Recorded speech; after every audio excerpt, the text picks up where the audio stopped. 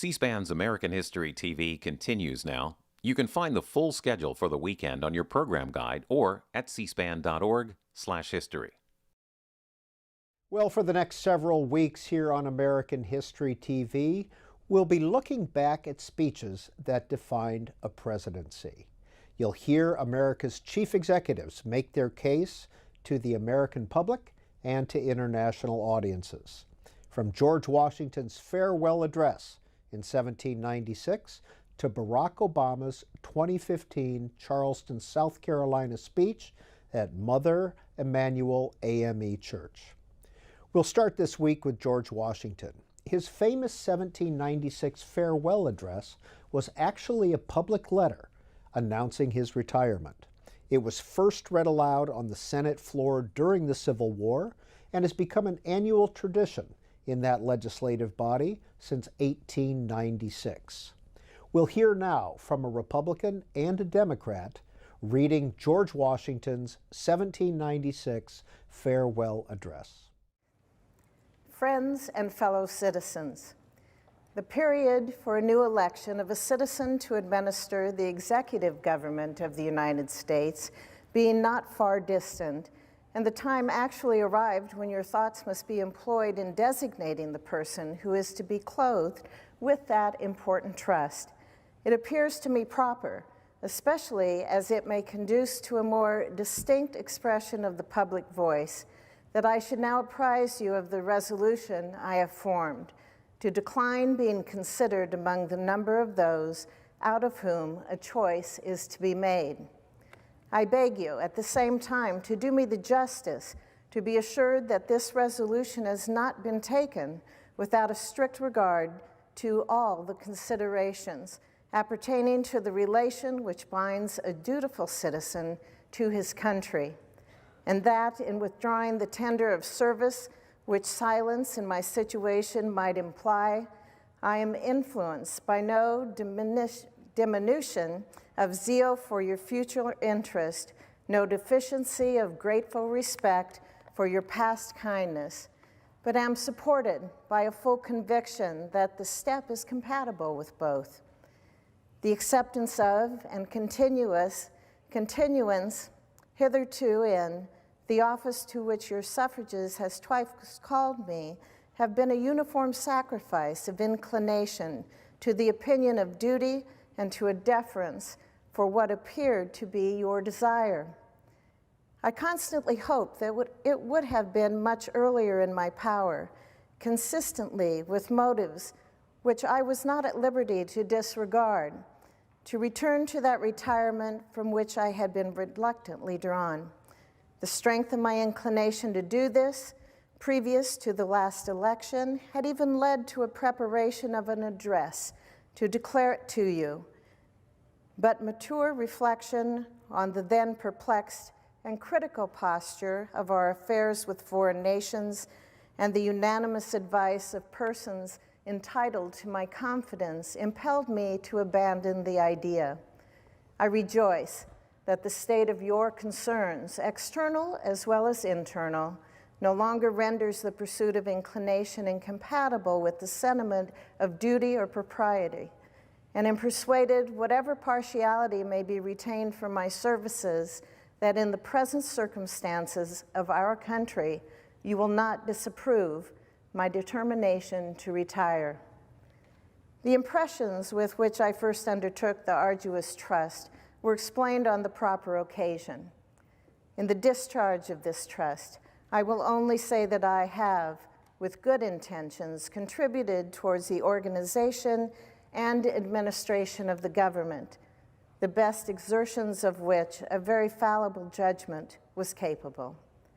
Not unconscious in the offset of the inferiority of my qualifications, experience in my own eyes, perhaps still more in the eyes of others, has strengthened the motives to diffidence of myself, and every day the increasing weight of years admonishes me more and more that the shade of retirement is as necessary to me as it will be welcome.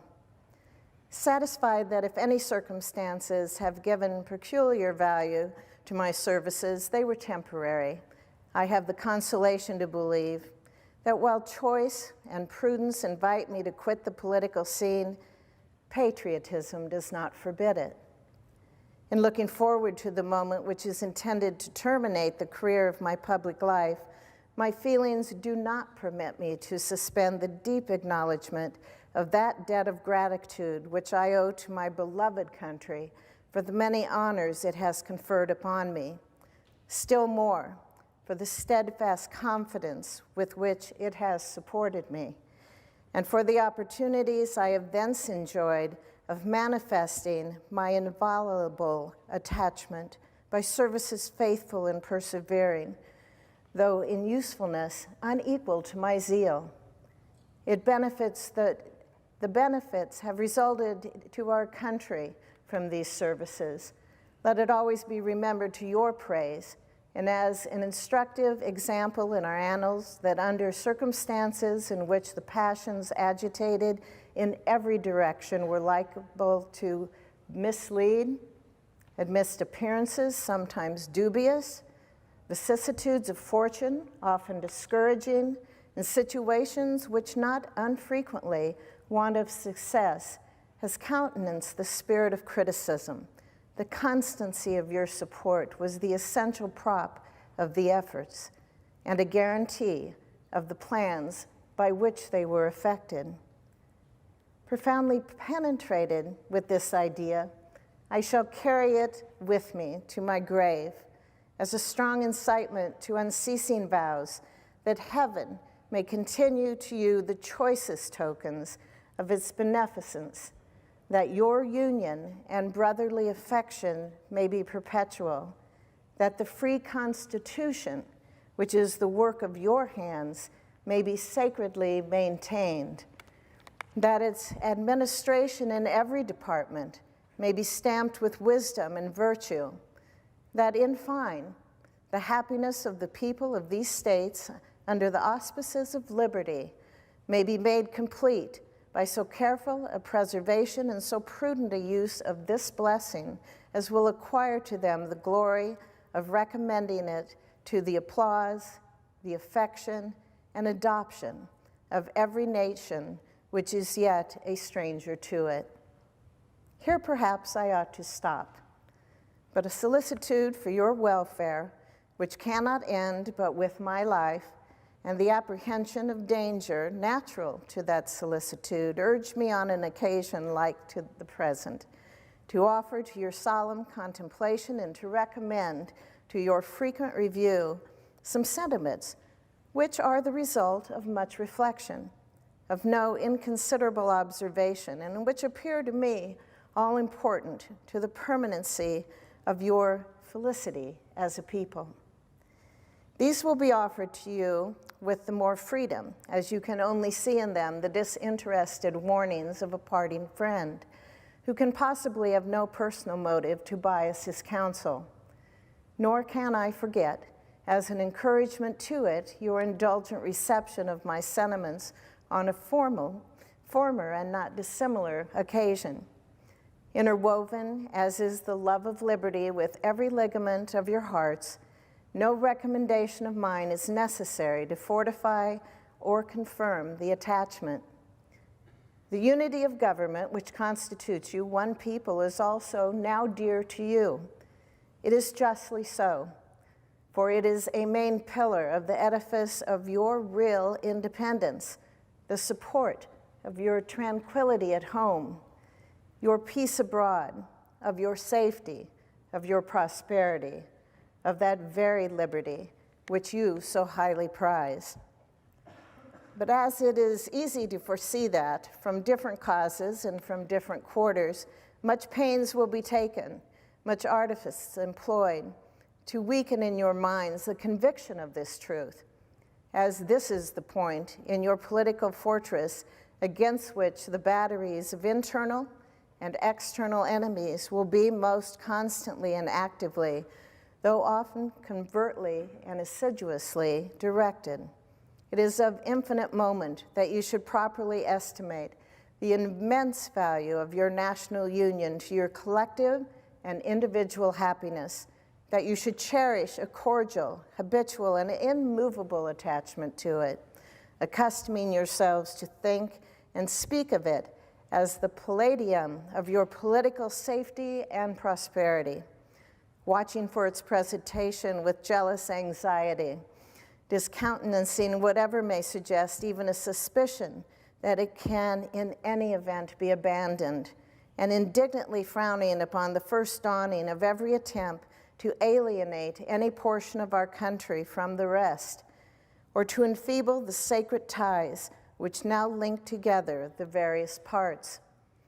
For this you have every inducement of sympathy and interest, citizens by birth or choice of a common country.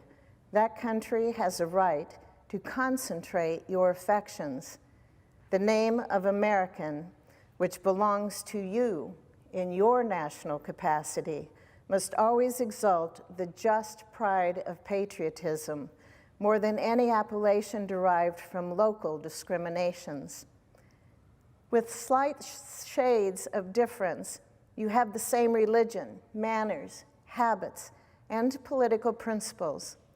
You have in a common cause fought and triumphed together. The independence and liberty you possess are the work of joint councils and joint efforts, of common dangers, sufferings, and successes.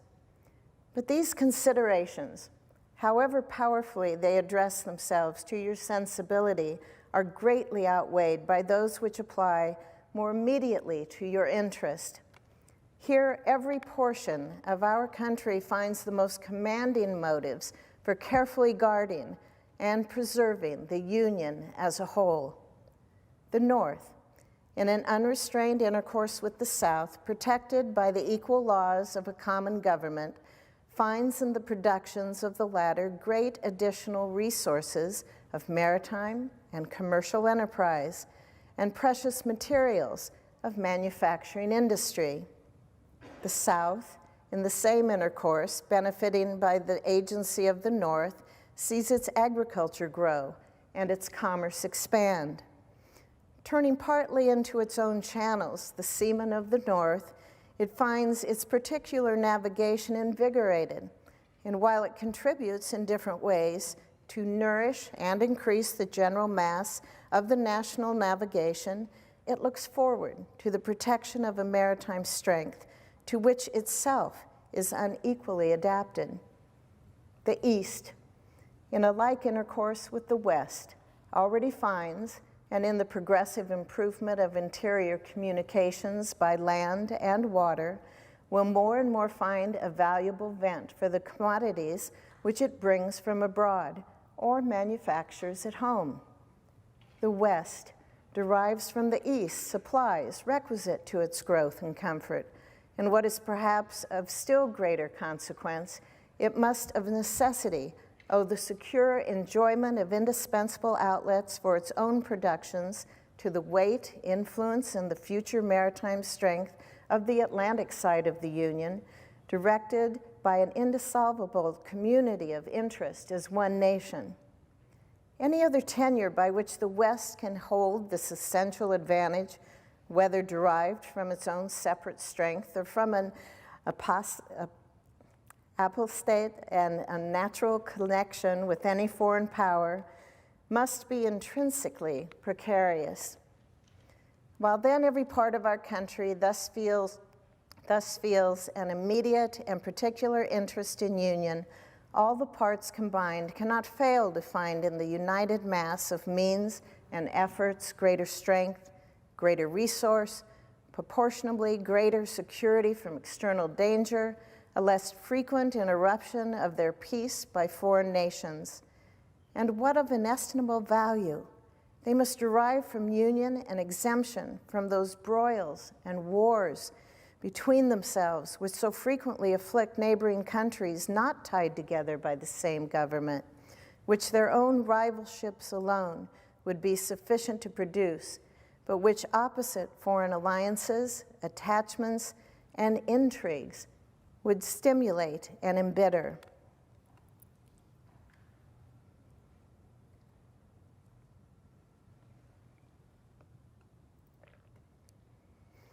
Hence, likewise, they will avoid the necessity of those overgrown military establishments, which under any form of government are inauspicious to liberty and which are to be regarded as particularly hostile to Republican liberty. In this sense, it is that your union ought to be considered as a main prop of your liberty, and that the love of the one ought to endear you to the preservation of the other. These considerations speak a persuasive language to every reflecting and virtuous mind, and exhibit a continuance of the Union as a primary object of patriotic desire. Is there a doubt whether a common government can embrace so large a sphere? Let experience solve it. To listen to mere speculation in such a case were criminal. We are authorized to hope that a proper organization of the whole, with the auxiliary agency of governments for the respective subdivisions, will afford a happy issue to the experiment.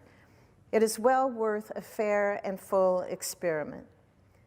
With such powerful and obvious motives to union affecting all parts of our country, while experience shall not have demonstrated its impracticability, there will always be a reason to distrust the patriotism of those who, in any quarter, may endeavor to weaken its bands.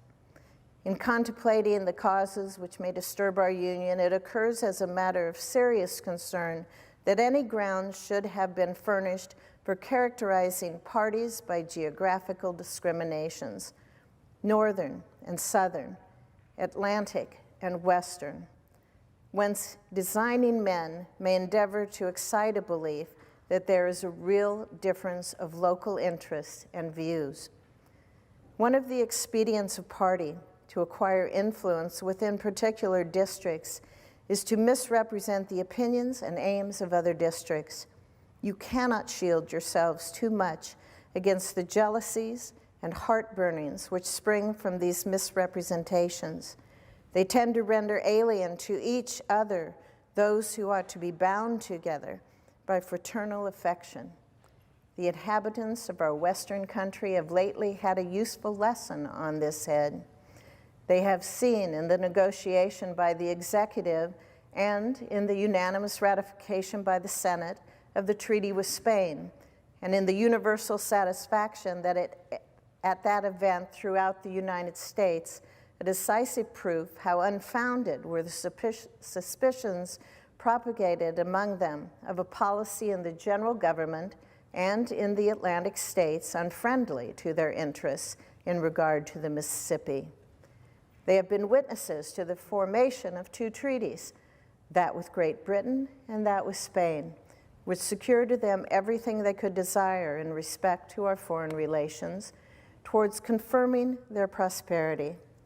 Will it not be their wisdom to rely for the preservation of these advantages on the union by which they were procured? Will they not henceforth be deaf to those advisors, if such there are, who would sever them from their brethren and connect them with aliens? To the efficacy and permanency of your union, a government for the whole is indispensable. No alliances, however strict, between the parts can be an adequate substitute. They must inevitably experience the infractions and interruptions which all alliances in all times have experienced. Sensible of this momentous truth, you have improved upon your first essay by the adoption of a constitution of government better calculated than your former for an intimate union and for the efficacious management of your common concerns. This government, the offspring of our own choice, uninfluenced and unawed, adopted upon full investigation and mature deliberation, completely free in its principles and the distribution of its powers, uniting security with energy and containing within itself a provision for its own amendment, has a just claim to your confidence and your support. Respect for its authority, compliance with its laws, acquiescence in its measures are duties enjoined by fundamental maxims of true liberty. The basis of our political systems is the right of the people to make and to alter their constitutions of government. But the Constitution which at any time exists, until changed by an explicit and authentic act of the whole people, is sacredly obligatory upon all. The very idea of the power and the right of the people to establish government presupposes the duty of every individual to obey the established government. All obstructions to the execution of the laws, all combinations and associations under whatever plausible character, with the real design to direct, control, counteract, or awe the regular deliberation and action of the constituted authorities are destructive of this fundamental principle and a fatal tendency. They serve to organize faction, to give it an artificial and extraordinary force, to put in the place of the delegated will of the nation the will of a party, often a small but artful and enterprising minority of the community, and according to the alternate triumphs of different parties, to make the public administration the mirror of the ill-concerted, incongruous projects of fashion, rather than the organ of consistent and wholesome plans digested by common councils and modified by mutual interest.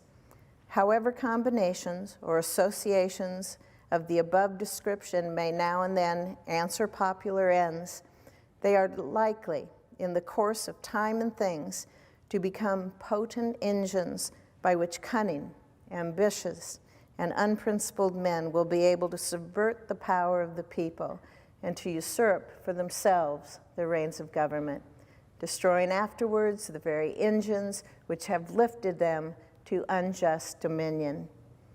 Towards the preservation of your government and the permanency of your present happy state, it is requisite not only that you steadily discountenance irregular oppositions to its acknowledged authority, but also that you resist with care the spirit of innovation upon its principles, however specious the pretext.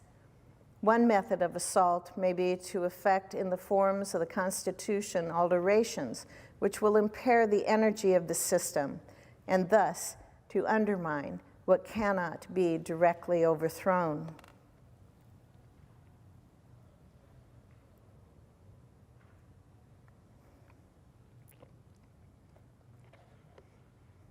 In all the changes to which you may be invited, remember that time and habit are at least as necessary to fix the true character of governments as of other human institutions.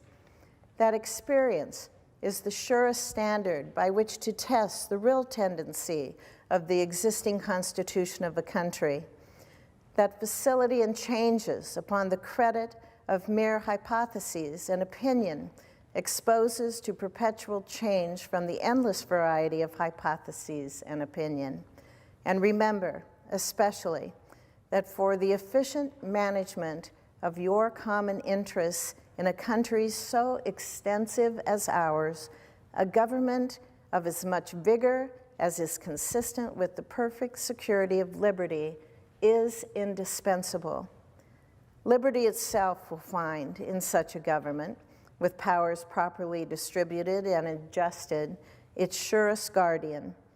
It is indeed little else than a name, where the government is too feeble to withstand the enterprises of faction, to confine each member of the society within the limits prescribed by the laws, and to maintain all in the secure and tranquil enjoyment of the rights of person and property.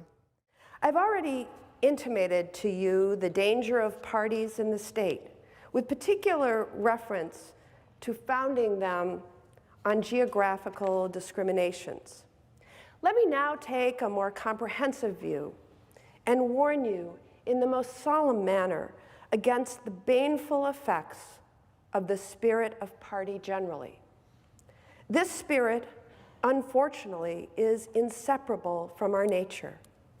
having its root in the strongest passions of the human mind. It exists under different shapes in all governments, more or less stifled, controlled, or repressed. But in those of the popular form, it is seen in its greatest rankness and is truly their worst enemy. The alternate domination of one faction over another, sharpened by the spirit of revenge, natural to party dissension, which in different ages and countries has perpetrated the most horrid enormities, is itself frightful despotism. But this leads at length to a more formal and permanent despotism. The disorders and miseries which result gradually incline the minds of men to seek security and repose in the absolute power of an individual. And sooner or later, the chief of some prevailing faction, more able or more fortunate than his competitors, turns this disposition to the purposes of his own elevation on the ruins of public liberty. Without looking forward to an extremity of this kind, which nevertheless ought to be entirely out of sight, the common and continual mischiefs in the spirit of party are sufficient to make it the interest and duty of a wise people to discourage and restrain it. It serves always to distract the public councils and enfeeble the public administration. It agitates the community with ill-founded jealousy and false alarms, kindles the animosity of one part against the other, foments occasionally riot and insurrection. It opens the door to foreign influence and corruption, which find a facilitated access to the government itself through the channels of party passions. Thus, the policy and the will of one country are subjected to the policy and the will of another. There is an opinion that parties in free countries are useful checks upon the administration of the government and serve to keep alive the spirit of liberty. This, within certain limits, is probably true. And in governments of a monarchical caste, patriotism may look with indulgent, if not with favor, upon the spirit of party. But those in the popular character, in governments purely elective, it is a spirit not to be encouraged. From their natural tendency, it is certain there will always be enough of that spirit for every salutary purpose, and there being constant danger of excess. The effort ought to be, by force of public opinion, to mitigate and assuage it. A fire not to be quenched, it demands a uniform vigilance to prevent its bursting into flame, lest instead of warming, it should consume.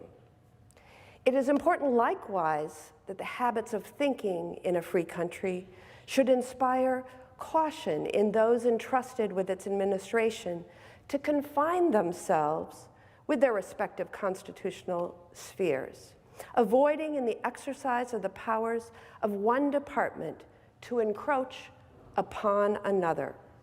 The spirit of encroachment tends to consolidate the powers of all the departments in one, and thus to create, whatever the form of government, a real despotism.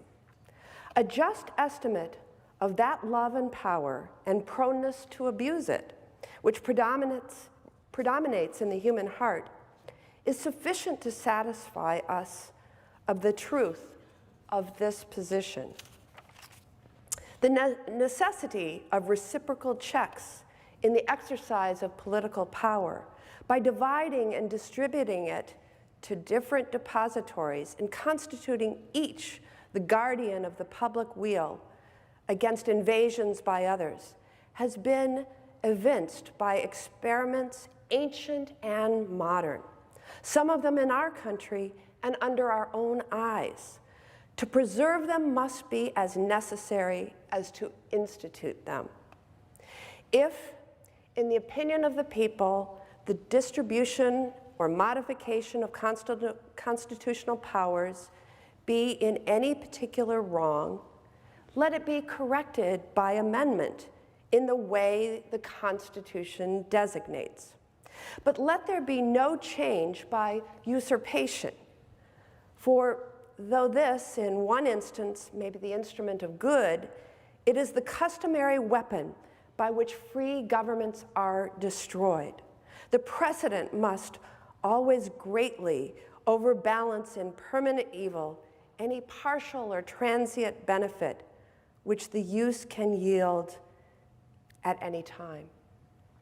Of all the dispositions and habits which lead to political prosperity, religion and morality are indispensable supports. In vain would that man claim the tribute of patriotism who should labor to subvert these great pillars of human happiness, the firmest props of the duties of men and citizens. The mere politician, equally with the pious man, ought to respect and cherish them. A volume could not trace all their connections with private and public felicity. Let it simply be asked, where is the security for property, for reputation, for life, if the sense of religious obligation deserts the oaths, which are the instrument of investigation in courts of justice? And let us with caution indulge the supposition that morality can be maintained without religion. Whatever may be conceded to the influence and refined education on minds of peculiar structure, reason and experience both forbid us to expect that national morality can prevail in exclusion of religious principle. It is substantially true that virtue or morality is a necessary spring of popular government. The rule indeed extends with more or less force to every species of free government. Who, that is a sincere friend to it, can look with indifference upon attempts to shake the foundation of the fabric. Promote then, as an object of primary importance, institutions for the general diffusion of knowledge. In proportion as the structure of a government gives force to public opinion, it is essential that public opinion should be enlightened. As a very important source of strength and security, cherish public credit.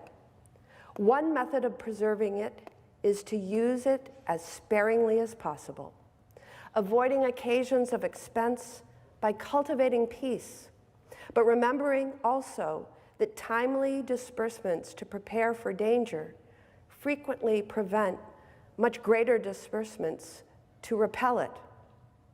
Avoiding likewise the accumulation of debt, not only by shunning occasions of expense, but by vigorous exertions in time of peace to discharge the debts which unavoidable wars may have occasioned. Not ungenerously throwing upon posterity the burden which we ourselves ought to bear. Now, the execution of these maxims belongs to your representatives, but it is necessary that public opinion should cooperate.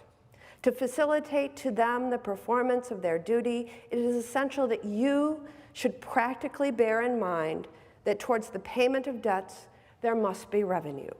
That to have revenue, there must be taxes. That no taxes can be devised which are not more or less inconvenient and unpleasant. And that the intrinsic embarrassment inseparable from the selection of proper objects, which is always a choice of difficulties, ought to be a decisive motive for a candid construction of the conduct of the government in making it, and for a spirit of acquiescence in the measures for obtaining revenue, which the public exigencies may at any time dictate. Observe good faith and justice towards all nations. Cultivate peace and harmony with all. Religion and morality enjoin this conduct, and can it be that good policy does not equally enjoin it? It will be worthy of a free, enlightened, and at no distant point, a great nation, to give to mankind the magnanimous and too novel example of a people always guided and exalted justice and benevolence. Who can doubt that in the course of time and things, the fruits of such a plan would richly repay any temporary advantages which might be lost by a steady adherence to it? Can it be that Providence has not connected the permanent felicity of a nation with its virtue? The experiment, at least, is recommended by every sentiment which ennobles human nature. Alas, it is rendered impossible by its vices.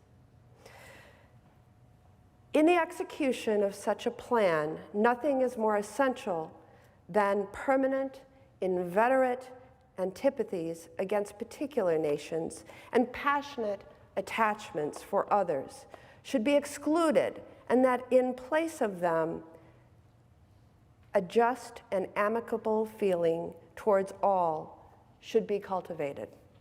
The nation which indulges towards another an habitual hatred or an habitual fondness is in some degree a slave. It is a slave to its animosity or to its affection, either of which is sufficient to lead it astray from its duty and its interest. Antipathy in one nation against another disposes each more readily to offer insult and injury, to lay hold of slight causes of umbrage, and to be haughty and intractable when accidental or trifling occasions of dispute occur. Hence, frequent collisions, obstinate, envenomed, and bloody contests. The nation, prompted by ill will and resentment, sometimes impels to war the government, contrary to the best calculations of policy. The government sometimes participates in the national propensity and adopts, through passion, what reason would reject. At other times, it makes the animosity of a nation subservient to the projects of hostility instigated by pride, ambition, and other sinister and pernicious motives. The peace often, sometimes perhaps the liberty of nations, has been the victim. So likewise, a passionate attachment of one nation for another produces a variety of evils. Sympathy for the favorite nation, facilitating the illusion of an imaginary common interest in cases where no real common interest exists, and infusing into one the enmities of the other, betrays the former into a participation in the quarrels and wars of the latter, without adequate inducement or justification. It leads also to concessions to the favorite nation, of privileges denied to others, which is apt doubly to injure the nation making the concessions by unnecessarily parting with what ought to have been retained, and by exciting jealousy, ill will, and disposition to retaliate in the parties from whom equal privileges are withheld. And it gives to ambitious, corrupted, or deluded citizens who devote themselves to the favorite nation facility to betray or sacrifice the interests of their own country, without odium, sometimes even with popularity, gilding with the appearance of a virtuous sense of obligation, a commendable deference for public opinion, or a laudable zeal for public good, the base or foolish compliances of ambition, corruption, or infatuation. As avenues to foreign influence in innumerable ways, such attachments are particularly alarming to the truly enlightened and independent patriot. How many opportunities do they afford to tamper with domestic factions, to practice the arts of seduction, to mislead public opinion, and to influence or awe the public councils? Such an attachment of small or weak towards a great and powerful nation dooms the former to be the satellite of the latter. Against the insidious wiles of foreign influence, I conjure you to believe me, fellow citizens, the jealousy of a free people ought to be constantly awake, since history and experience prove that foreign influence is one of the most baneful foes of Republican government. But that jealousy, to be useful, must be impartial. Else it becomes the instrument of the very influence to be avoided, instead of a defense against it.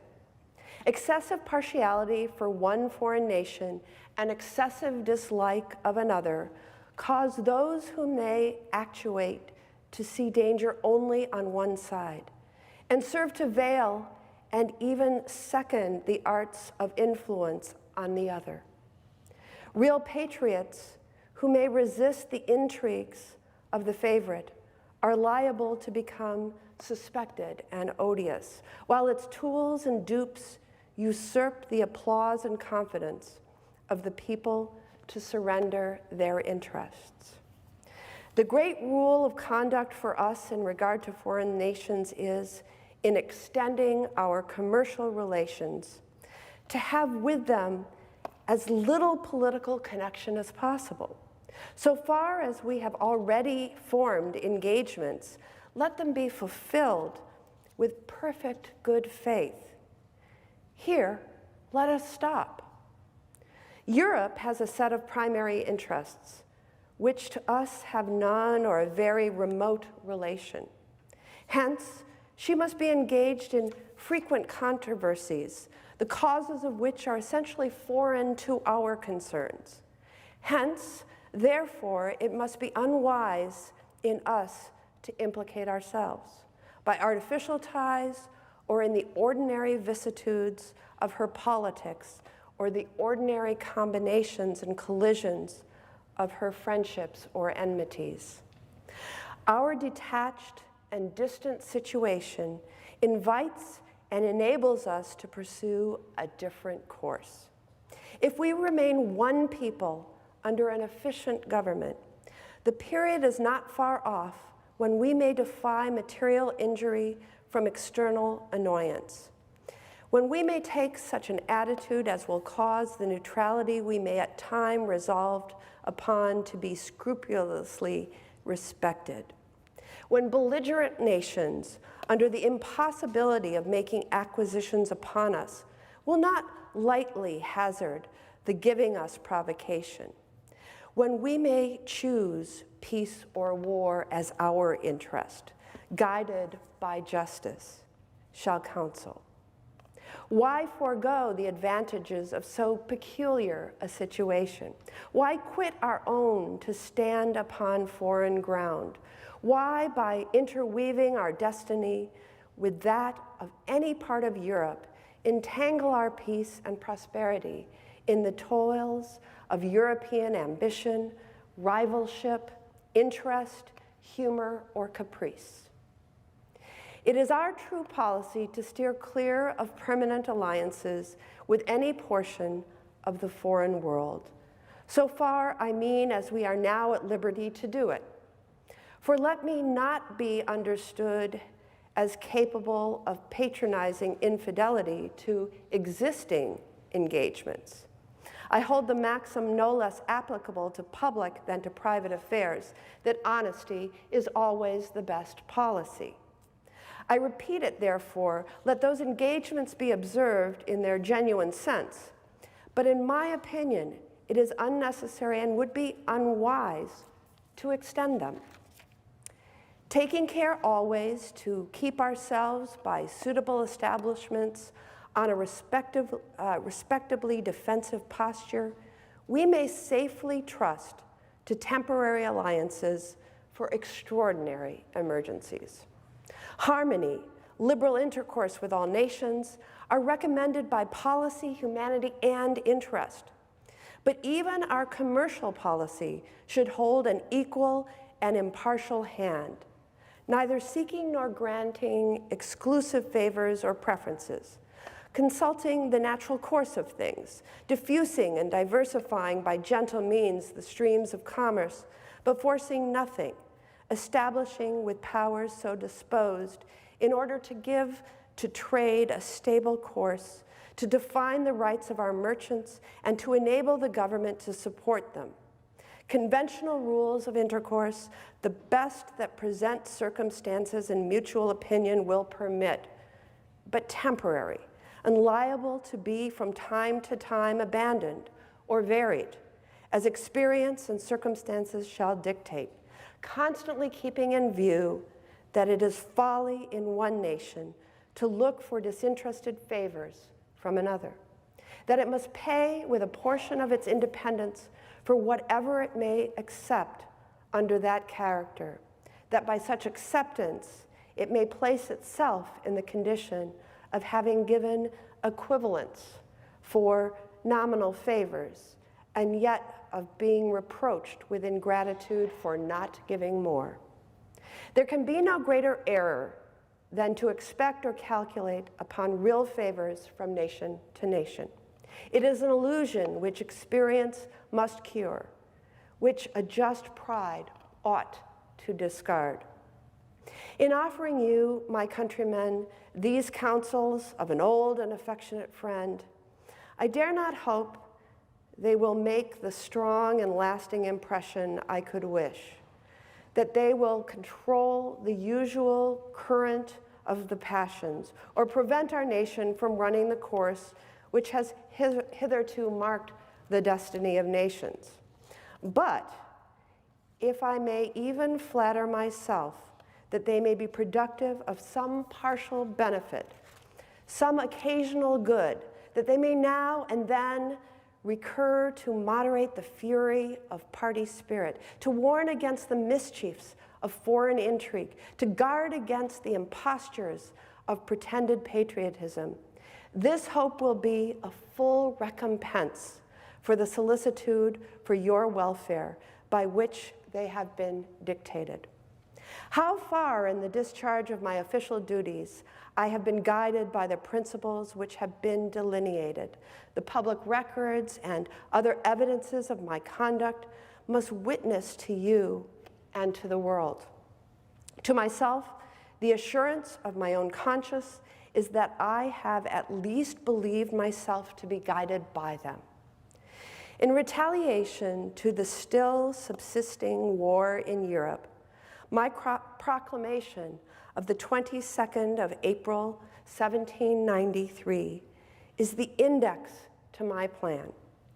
Sanctioned by your approving voice and by that of your representatives in both houses of Congress, the spirit of that measure has continually governed me, uninfluenced by any attempts to deter or divert me from it. After deliberate examinations, with the aid of the best lights I could obtain, I was well satisfied that our country, under all the circumstances of the case, had a right to take, and was bound in duty and interest to take, a neutral position. Having taken it, I determined as far as should depend upon me to maintain it with moderation, perseverance, and firmness. The considerations which respect the right to hold this conduct, it is not necessary on this occasion to detail. I will only observe that according to my understanding of the matter, that right, so far from being denied by any of the belligerent powers, has been virtually admitted by all. The duty of holding a neutral conduct may be inferred without anything more from the obligation which justice and humanity impose on every nation, in cases in which it is free to act, to maintain inviolate the relations of peace and amity towards other nations. The inducements of interest for observing that conduct will best be referred to your own reflections and expertise. With me, a predominant motive has been to endeavor to gain time to our country to settle and mature its yet recent institutions, and to progress without interruption to that degree of strength and consistency which is necessary to give it, humanly speaking, the command of its own fortunes. Though in reviewing the incidents of my administration, I am unconscious of intentional error, I am nevertheless too sensible of my defects not to think it probable that I may have committed many errors. Whatever they may be, I fervently beseech the Almighty to avert or mitigate these evils to which they may tend. I shall also carry with me the hope that my country will never cease to view them with indulgence, and that after 45 years of my life dedicated to its service with an upright zeal, the faults of incompetent abilities will be consigned to oblivion, as myself must soon be to the mansions of rest.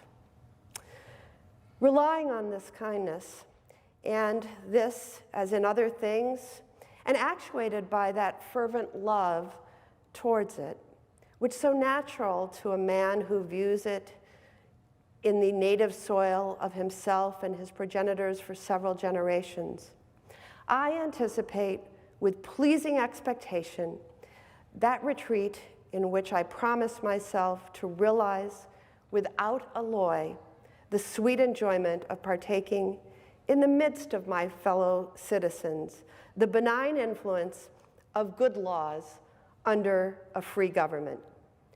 The ever favorite object of my heart, and the happy reward, as I trust, of our mutual cares, labors, and dangers. George Washington, United States, 19th September, 1796. And this is American History TV's special series on speeches that defined a presidency.